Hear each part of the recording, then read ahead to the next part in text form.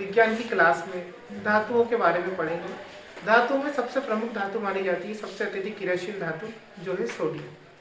Sodium से भी क्रियाशील होती है पोटेशियम। ये क्रम होता है लिथियम, सोडियम, पोटेशियम का। ये तीनों धातु जो होती है बहुत क्रियाशील होती है, तो उनमें से एक धातु है सोडियम।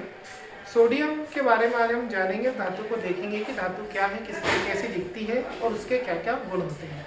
तो सोडियम एक ऐसी धातु होती है जो अत्यधिक क्रियाशील धातु होती है और उसकी क्रियाशीलता से बचने के लिए उसे हमेशा केरोसिन में डुबो कर रखा जाता है। यहाँ पर ये सोडियम मेटल है जिसको केरोसिन के अंदर डुबो कर रखा जाता है। अब ऐसा क्यों किया जाता है इसका मैं कारण बताता हूँ।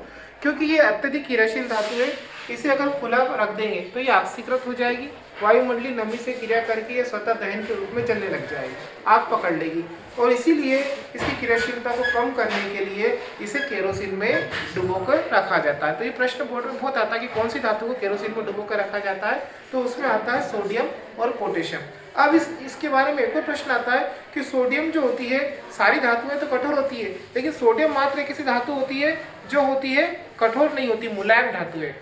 मुलायम, इतनी मुलायम धातु है ये कि इसको हम चाकू की सहायता से आसानी से काट सकते हैं। धातुओं को चाकू से काटा नहीं जा सकता, लेकिन सोडियम धातु ऐसी होती है जिसको आसानी से हम काट सकते हैं, बिल्कुल पनीर की तरह इसके पीस बना सकते हैं। तो मैं आपको काट के बताता हूँ। इसके लिए मैंने सोडियम धातु ली है, सोडियम धातु का बड़ा टुकड़ा है और इसको मैं यहाँ पर रखने के बाद इस चाकू की सहायता से इस सोडियम को मैं काट रहा हूँ। इसके छोटे पीस करके बता रहा हूँ, आप देखिए यहाँ पर।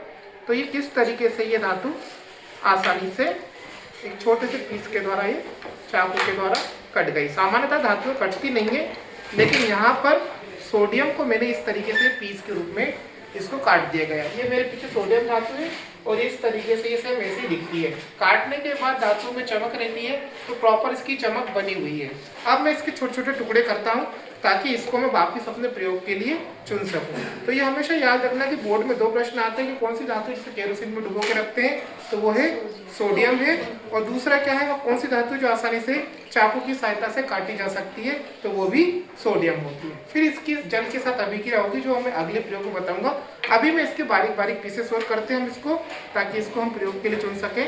तो मैं इस तरीके से इसको आसानी से, इस प्रकार से हम सब्जियों को काटते हैं, वैसे ही हम सोडियम धातु को आप देखिए पास से कि इसको किस तरीके से हम इसको काट सकते हैं। यहाँ पर आप देखो, इस तरीके से मैंने इसके छोटे छोटे से ये पीसेस कर दिए। आपको देखने को मिलेगा ये सोडियम धातु है, इस सोडियम धातु के मैंने छोटे छोटे पीसेस कर ली जितनी मुझे ज़रूरत थी।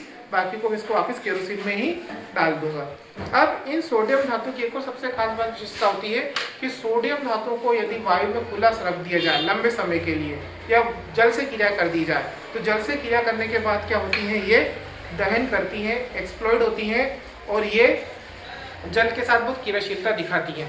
क्यों? क्योंकि अगर सोडियम धातु को हम जल के साथ रखेंगे तो क्या करता है, सोडियम जल के साथ बनाता है सोडियम हाइड्रोक्साइड, जिससे क्या होता है, अग्नि उत्पन्न होती है, ऊष्माक्षेपीय अभिक्रिया होती है। तो एक छोटा सा प्रयोग होगा जो हम अगले प्रयोग में आपको बताएंगे कि सोडियम धातु किस प्रकार से कार्य करती है।